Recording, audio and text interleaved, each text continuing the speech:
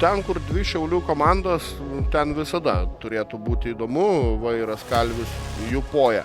Priemoje, sakykime taip, regbio klubo Šiauliai. Tai kodėl iki pat galo nerodėte gailesčio oponentui? Gailesčio, nežinau. Pradžioje ir pabaigoje truputį buvom pasimetę ir tas, kol susibalansavom tą žaidimą, truputį buvo tų kaip sakyt, momentų oponentui, bet paskui susijėmėm ir dirbam savo darbą. Mačiau antram kėlinį, kaip sakant, varžovas neperėjo net į kitą pusę. Jūs čia, kaip sakant, buvo spaudę labai kapitalius.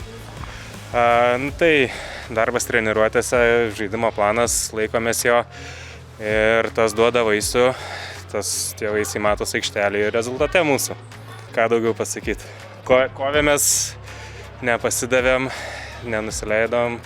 Tiesa, žaidėjas iš tikrųjų gerą kovą rodė, nebuvo taip, pagal į rezultatą žiūrint, nebuvo taip lengva aikštelė, kaip atrodo.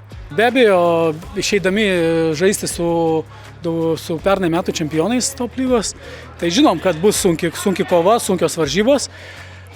Pergalė, sakyčiau, gal nėra skaudi ir nėra jinai čia kažkokia kartė ar dar kažkaip čia kokiais epitetais ją įvardyti. Regbis yra regbis, jeigu tu esi silpnesnis kontakte, jeigu tu esi silpnesnis 1-1, tas rezultatas toks ir yra.